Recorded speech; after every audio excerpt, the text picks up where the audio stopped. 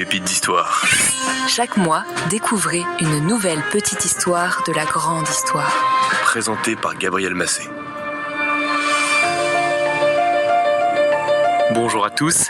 Vous en conviendrez, le majeur dressé est aujourd'hui considéré comme vulgaire, obscène ou insultant.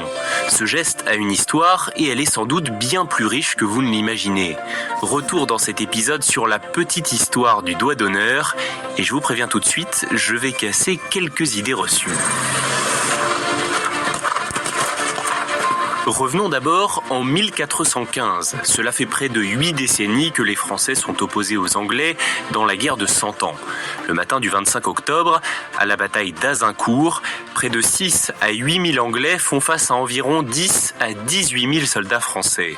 Les forces sont déséquilibrées comme vous pouvez le constater, à l'avantage des Français, qui sont donc assez confiants sur leurs chances de l'emporter. Mais ces derniers ont un désavantage. Ils ont un équipement beaucoup moins léger que celui des Anglais. Nous sommes à la fin de l'ère de la chevalerie et les armes de distance rendent moins redoutables les lourdes charges de cavalerie. Les Anglais, eux, sont plus mobiles et dans leur rang, il y a les archers gallois équipés d'arcs droits de près de 2 mètres de long. Très confiants également et par provocation sans doute, ce matin-là, dit-on, les archers montrent leur majeur aux Français. Autrement dit, ils leur font des doigts d'honneur. C'est bien une idée anglaise. La raison, c'est que depuis le début du conflit, les Français ont pris l'habitude de couper le majeur, voire le majeur et l'index, des soldats anglais capturés pour les empêcher à l'avenir de se servir d'un arc. Et oui, impossible de bander un arc sans ses 2 doigts. Alors avant la bataille, les soldats anglais brandissent donc leur majeur, ou même leurs 2 doigts intacts, comme pour dire « Vous voyez, je vais pouvoir vous tirer dessus ». Quel culot. Malgré sa supériorité numérique, l'armée française perd la bataille d'Azincourt. Pour les Anglais, cette bataille est une des victoires dont ils sont le plus fiers dans leur histoire.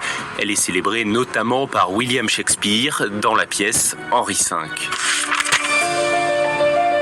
Ce récit explique pourquoi les Anglais et les Français ne font généralement pas le doigt d'honneur de la même façon. Dans l'Hexagone, c'est un simple majeur brandi, alors que chez les Britanniques, parfois, ce sont le majeur et l'index qui sont tendus, formant un V. Alors attention à ne pas confondre avec le V de la victoire popularisé par Winston Churchill. Il y a une grosse différence, quand c'est un doigt d'honneur, c'est le dos de la main qui est montré à l'interlocuteur.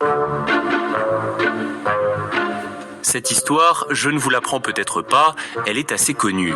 Mais, parce qu'il y a un mais, le doigt d'honneur existait bien avant. On ne connaît pas précisément son origine, mais on le retrouve déjà dans des textes qui datent de l'Antiquité. Dans la comédie grecque Les Nuées, Aristophane se moque du philosophe Socrate dans une scène humoristique. Strepsiade, un des personnages de la pièce, mime son phallus avec le majeur dressé et les autres doigts repliés. Nous sommes en moins 423. Le geste aurait aussi été utilisé par le philosophe Diogène. Il aurait montré à des visiteurs ce qu'il pensait d'un homme d'État athénien, Démosthène, en dressant son majeur. Grossier personnage. Les Romains parlent plus tard du majeur comme du digitus impudicus, du doigt impudique. À l'époque, il est une référence claire et évidente au sexe masculin. Comme d'habitude. Même s'il est apparemment assez peu utilisé, ce geste est encore connu au Moyen-Âge.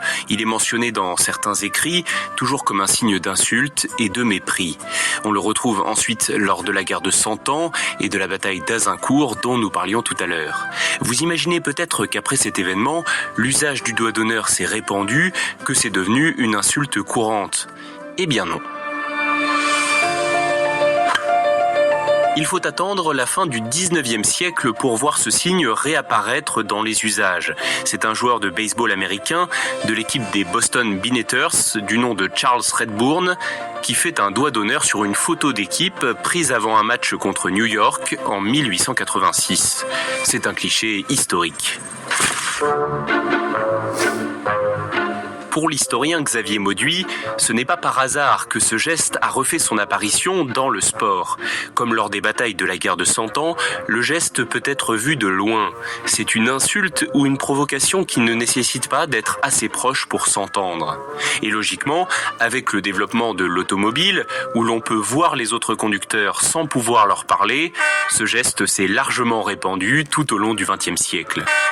Au XXIe siècle, il choque toujours de nombreuses personnes, qu'il soit fait par Mr Bean à l'arrière d'une voiture, par Neo dans Matrix, par Éric Zemmour pendant la campagne présidentielle française, ou encore par la chanteuse Adele aux Brit Awards, les victoires de la musique britannique. Goodbye, and I'll see you next time round, yeah?